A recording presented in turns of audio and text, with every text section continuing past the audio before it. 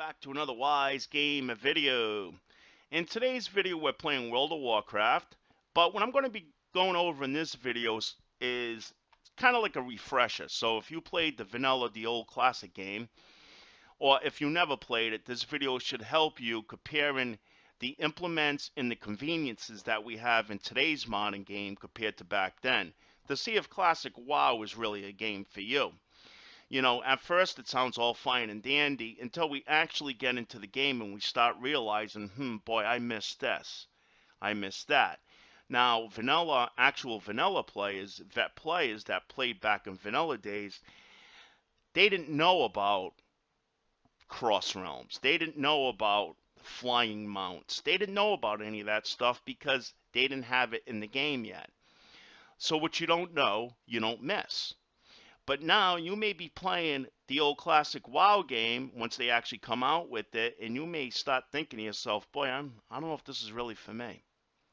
Now, I did play classic WoW not too long ago on a private server. I still got into it, but the grind was intense.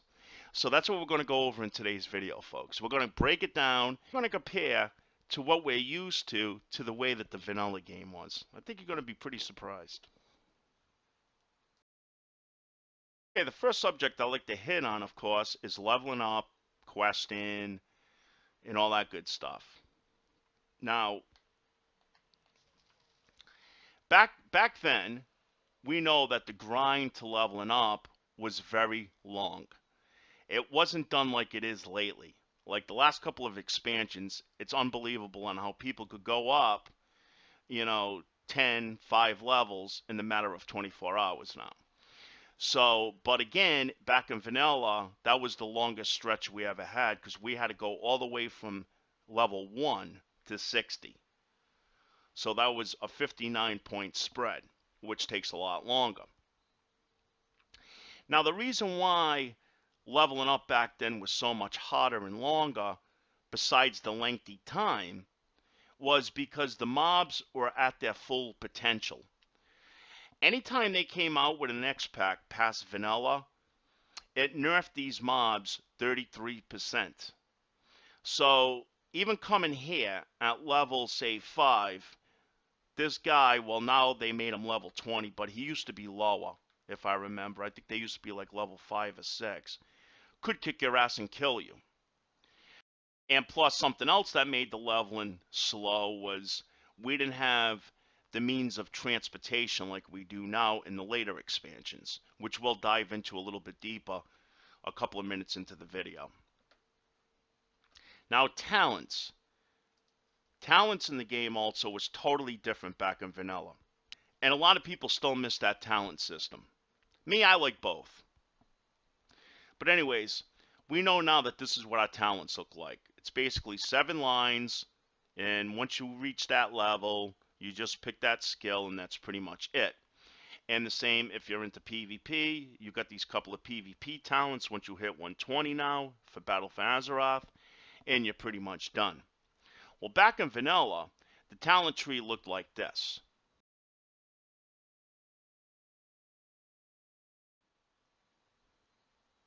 And it was totally different. There was a lot more talents that you had to fill up. I think it capped out at something like 47 or 48 talents all in all. But don't quote me on that. But we could see it was a lot more than the 7 we have now. So that took a lot more time, effort, and plus back then, you wasn't able to dual spec. You could only pick one spec and you had to stick with it. The only way, I'm not even sure if you was able to revert it back to another spec, but if you did, it was very time consuming and it would cost you a lot of money, which money is something we're strapped at the start of vanilla. Now, for the last couple of expansions also in World of Warcraft, we didn't have to deal too much with our class trainers. That's going to change in vanilla. This is where most of the stuff's done. So even if we click on them right now, we're going to see that the only option that they have now is enter the proving grounds. That's going to change playing classic WoW. Classic WoW, they have train me and all this stuff just like a profession trainer would have. And this is where we would come now and activate certain spells as we get higher in the game. And then it's also where we come, and once we get the old talent tree back again, if you did want to dismiss one of those talents and put that point into something else, it would cost you a fee each time you do that, and it gets more expensive each time you do that. You will have to come to your trainer now to do all that stuff. Man, I remember it like it was yesterday, leveling up. When I started the game, it was probably, there was about 2 months of vanilla it was ending, and the Burning Crusade was coming out. So most of my leveling days was done during vanilla. And it literally took me over 2 months to level up my character. Well, the game was new to me. I didn't know what I was doing. Plus, I started off as a tank. Tanks back then did no damage, hardly. So it would take me a lot longer to kill a mob than, say, a warlock or a rogue or somebody. So that was another reason why it took me a long time. Plus, I died constantly. Even though I was a tank, but I wasn't able to kill the mobs fast enough. But it made for a very healthy community. It made you feel like you were playing an MMO. And the reason being is because people were constantly asking for help, including myself. So it was nothing to be out there questing back in those days and somebody be like, hey, I got to go kill this little mini boss here. Can you help me?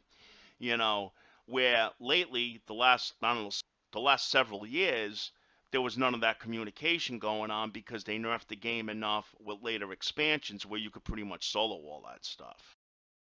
These critters right here, they're called Merlocks. Merlocks are very, very popular in World of Warcraft, and the reason being is because back in the vanilla days, these things were so annoying. People hated fighting these things. They would always hang out in groups, and they would literally chew you apart like a bunch of piranhas. That's the best way I could put it. Very, very annoying. And then later on, as the game progressed, they came out with newer expansions. They got very nerfed. Plus, we were higher in level, too. So Murlocs were definitely, yeah, they were definitely bad news back then. And then we have Haga for the Alliance. Haga was a very popular mob back then. Well, I should say NPC. And he was actually kind of like a mini boss back in vanilla. You could not solo this guy in vanilla or even the Burning Crusade. You had to have a party of at least 5 people from what I can remember. I remember one of the groups I came out here, we had like 10, and he was still a challenge. Where now, since like Wrath of the Lich King, you hit him with a couple of shots, boom, he's dead, even at that level. Which he is level 21 right now, but I think in vanilla he was more like level 7 or something like that, but I'm not 100% sure. So, but Haga was pretty badass, so that goes to show you what the nerf's done over the years. Next up is flight paths. Right now we have so many flight paths that my map looks like a pincushion when I come up to this guy. And back in vanilla, we have maybe about, oh, don't quote me on this, but the map looks very empty compared to the way that the map looks now. And this flight path that I'm actually at right now, Goldshire, was not out in vanilla. This one didn't come out, I don't believe, until late TBC or Wrath of the Lich King. And they don't come preloaded. You have to discover each one, just like we had to in BFA and whenever any expansion is new. But this is still going to hold true for Classic WoW, I believe. So you're going to have a small amount of flight paths that you could actually rely on to get around. So again, this is what makes leveling a lot slower too, is because we didn't have all this modern transportation. And one thing we definitely didn't have was this. No way of using flying mounts. Flying mounts really didn't surface until, well, actually, they did come out in the Burning Crusade. Yeah, flying mounts came out in the Burning Crusade, but it wasn't until Wrath of the Lich King that we were able to use them outside of Outlands. So to use them in like this area and all that, that did not get released until Wrath of the Lich King expansion.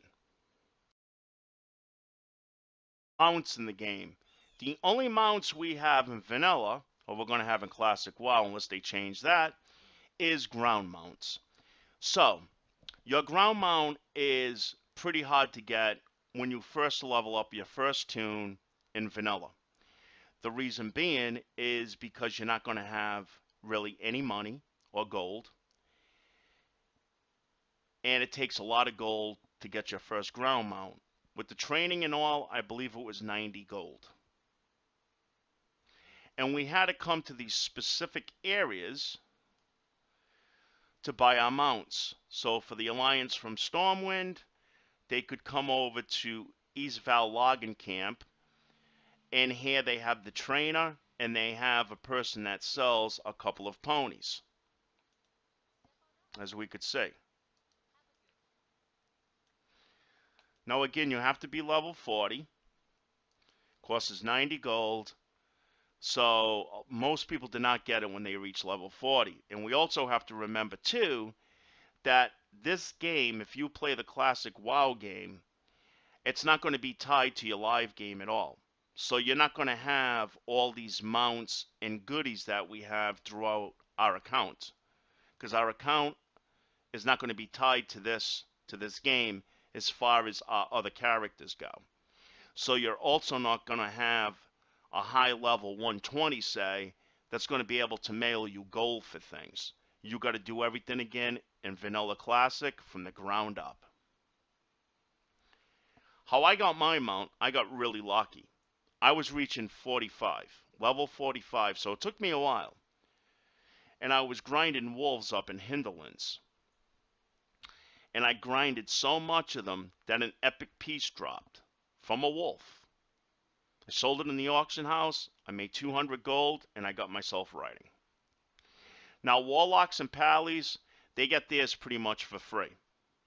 But later on, that changes, and the Burning Crusade and all that, when it comes to their level 60 mount. So if you decide on getting Classic WoW, don't expect to come on like you would playing beta and all the newer expansions. Click on your collections down here and have all this stuff. It's going to be empty. And the menu's not even going to look like that. Due to the fact we didn't really have pets, we didn't have heirlooms, we didn't have all that stuff. The only people that had pets was classes that needed pets like a hunter and a warlock.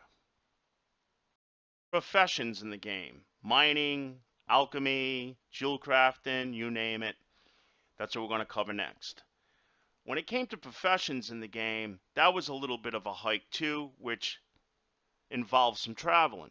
The reason being is because when you got up to a certain level with, say, like your mining, for instance, right? You would then be asked to go to another trainer. So it's not all done just in one area like the game has been. So you might go up to like level 100, say, with your mining in Stormwind, or wherever they start you off. Then later on, they may ask you to go to another place that could be on the other side of the continent to actually now progress with your mining skill. Warlocks, check this out, actually had to go into dungeons. They literally needed a group to go with them each time. And the two dungeons that I remember was Scholomance and Blackwing Lair. And inside of those two dungeons was a laboratory. And they actually had to use that laboratory to make some of the top endgame flasks. So imagine that. Every time you had to go make some flasks, you had to make sure, number one, that you have the mats. You have to make sure that you got this and that. And you'll also need a team of buddies to come along with you to play tank, DPS, heals, so on and so forth. Then we can't forget auction houses. The place, the one-stop shop to come to. Not in vanilla. The auction houses didn't link together. So if I posted something here in Stormwind, and you went to the auction house in Ironforge, you would not see it. And there was also an auction house, I think it's still there, it's in Booty Bay. Now I'm not sure where that links to on the Horde side. And that was known as a place, if you made a Horde tune plus an Alliance tune, that was a way that you could mail your cross-faction tune on the same server items. Well, not mail them, but send them. And you would use that auction house. You would post like a ridiculous, I forgot how they did it, but they did it in a way where they would be able to jump on, say, like their Horde tune now, once they posted that item on their Alliance tune, and they'd be able to get it through that auction house. So the auction houses did not link. And the main auction houses used back in the vanilla days was Ironforge and Orgrimmar for the Horde. Weapons and ammo. Weapons and ammo changed a lot over the years. It changed a lot from vanilla. This is how it worked in vanilla. When you got a new weapon, or new type of weapon, say I'm on my warrior here, I could use an axe, a mace, a sword, so on and so forth. If I started off on a sword, I would have to build the skill up on that sword. So weapons back in those days also had skill levels to them. If you did not level the skill level up all the way, it would miss people that you're fighting, mobs or whatnot, especially if they're a level or two above you. And I remember times where people would actually, oh, I got a brand new weapon, I can't wait to raid tonight. We go into the raid and they're not doing any damage. It's because they forgot to level up that weapon. So even your weapons, you had to level up in vanilla. Ammo. Hunters are the biggest class for this. And warriors a little bit, because warriors, especially if they're a tank back in vanilla, they like to equip like a bow or a gun here, an offhand. And that's going to make it now where they could taunt and pull the boss from a distance. But the ammo took up bag space because we actually had to buy it. We actually had to get ammo and carry it on us. So it would be nothing for a hunter back then to have a whole bag just filled up with ammo. And we didn't have as many bags as we do in this day and age. So that's another thing to keep in mind. So we had more things that we had to carry on us, but we had less means of carrying them. And the bank even had lower slots. We didn't have all the slots that we have now, and we didn't have deposit regions back in vanilla either. You just had that one bank, and that was it. The one tab. How do you get the ammo? Engineers make them. They sell them on the auction house, and vendors also carry them too. But the vendors are not going to carry the real high-end stuff. I don't know if there's really much of a difference, but I guess for a hunter, they would want to have the best arrows or bullets depending on the weapon that they're using. So yeah, so ammo had to be actually carried on you in your bags. Now a little fact about dungeons and getting there. We have these nifty things called a meeting stone. A lot of people call them summoning stones. These have been introduced in the game, I believe, in the Burning Crusade time. They were not out in vanilla. So anytime you had to do a raid or go to a dungeon, you had to go there. So a lot of times, say if you're level, say 30, you don't have a mount yet, and you don't have all the flight paths connected yet, and some of your friends want to go off and do some dungeon out in Beep Bop Land, you might not be able to go because it may take you way too much time to get there. So, but if you have a warlock in the group, they could use their summoning portal, providing that they have 2 other people there where they could activate it, because you need 3 total to activate the summoning portal from a warlock. So right there, a lot of people try to get warlocks to join their raid groups in their guilds just because of the transportation factor of it too. Plus they were a pretty good class in vanilla. They did a lot of good damage. So that's another thing compared to now in the vanilla days. It was not easy. Oh yeah, and there was no queue system. Queue system was bye-bye. Queue system was not a thought. It was nothing. There was no cross realms. There was no way of getting players easy like we have today. There was no group finder. There was none of that. None of that. So this is another thing that opened it up where the game, the community side of the game really had to get active. Because if you needed a tank, if you needed DPS, if you needed a healer, you had to go around asking people all the time, whether in trade chat, guild chat, zone chat, whatever. And there was a lot of holler outs too back then if you're on a PvP server of somebody getting ganked. So they'd be using the defense channel for that. So that's why communication in vanilla was awesome. It was awesome.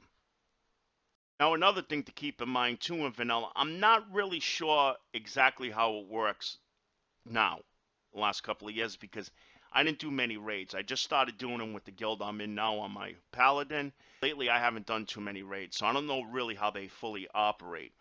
But back in this day, back in vanilla, you had lockouts.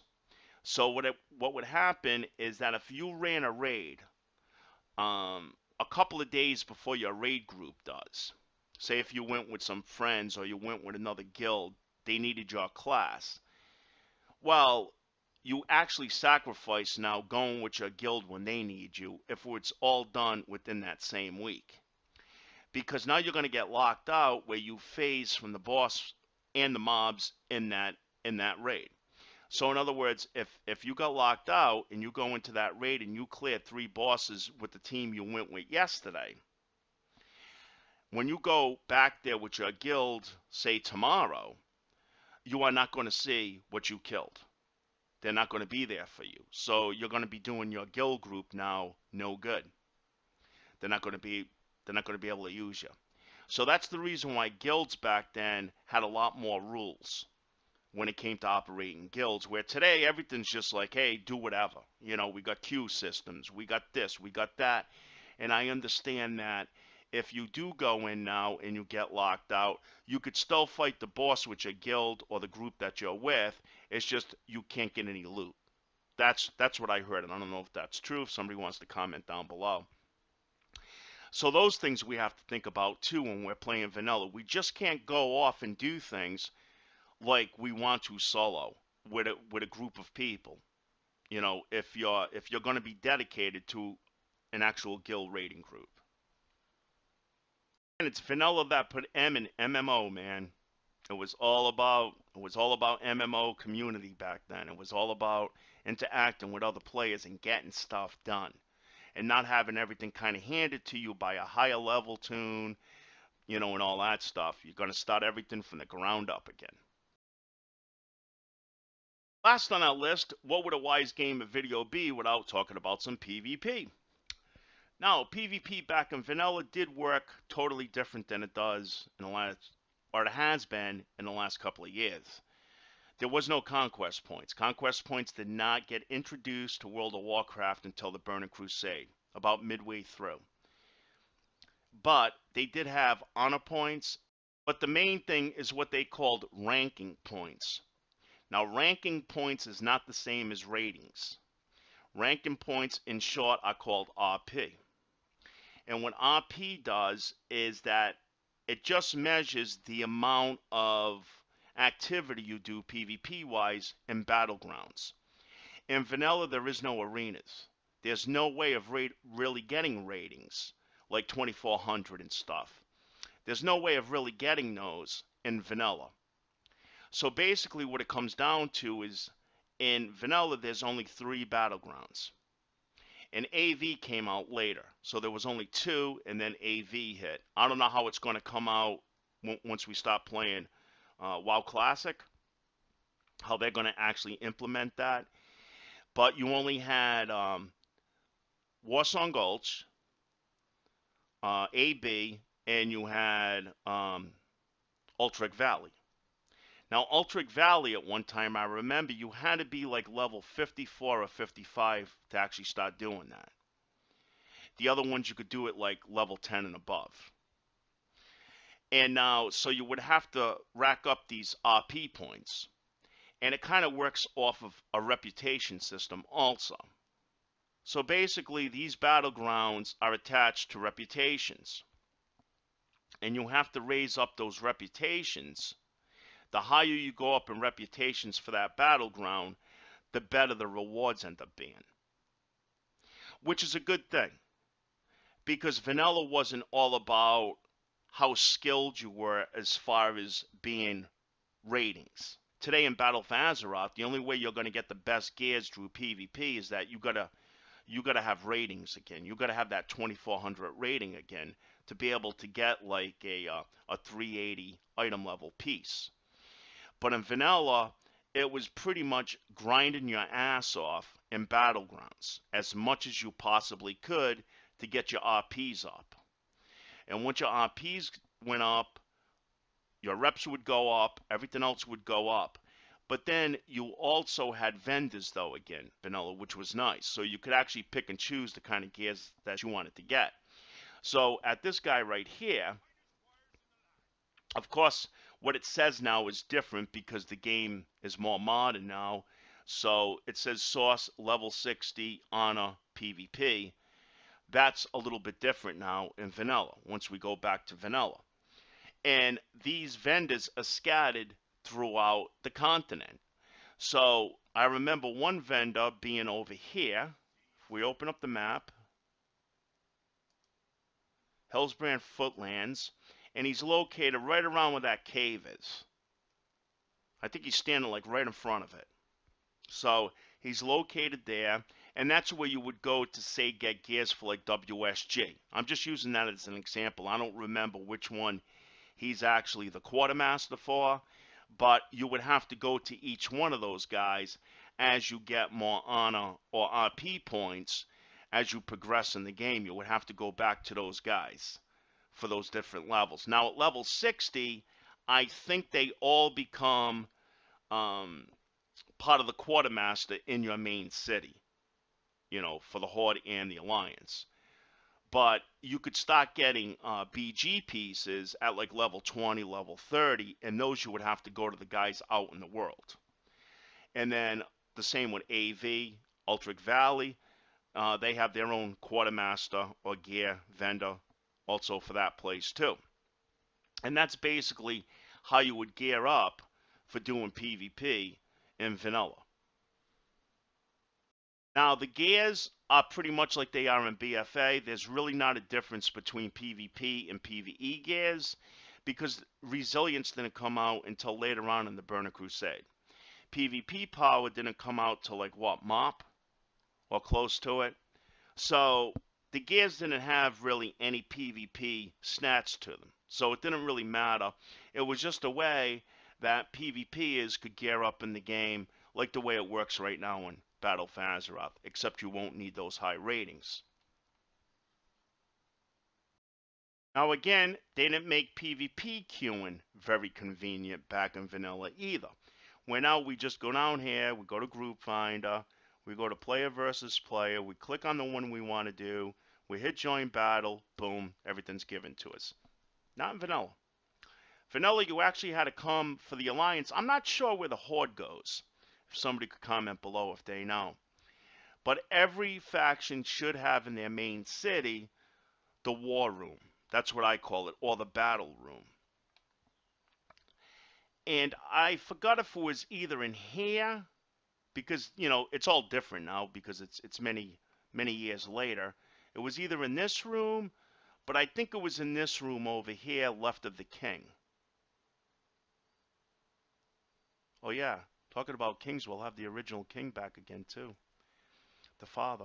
All right, so yeah, I think this used to actually be a room, not a courtyard like it is now.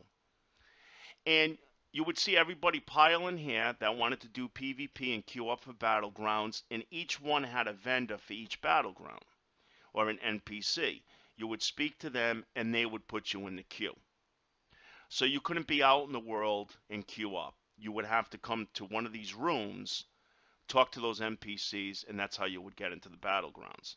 Now, some battlegrounds, if I remember correctly, especially AV, you could sometimes go there too. You could go right there and you could enter that way too by queuing up right at the entrance.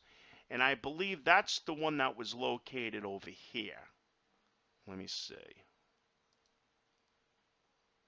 Refuge Point for the Alliance. So you would fly here, and right over here is like a cave, or you'll see like one of those portals, and that's another way that you could enter uh, WOTLK Valley. Wrap everything up because I think we pretty much covered enough here. Expect a very lengthy grind. Expect not to have much money. Expect to go a while without any mounts. Expect to die a lot. And also, not the modern conveniences that we have. We're not going to have flying, as far as personal flyers. We're not going to have easy ways of getting to places. But again, that's what makes WoW Classic WoW Classic. And that's what people are missing. A lot of people are saying that the game got too easy when it comes to grinding, questing, and all that. Well, let me tell you something. Your prayers have been answered. Because if they come out with this vanilla, this classic WoW, and they don't really make many changes to the original, I think you're definitely going to be very happy if you're looking for more of a challenge. Personally, I like it easy when I'm leveling. I like to level up, I like to get it done, get to my cap level, and then I like to work intensely. So until then, folks, I hope this helped. Let me hear if you played from vanilla, what you thought about it.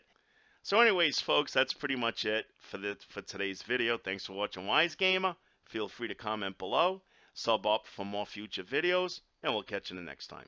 Take care. Bye-bye.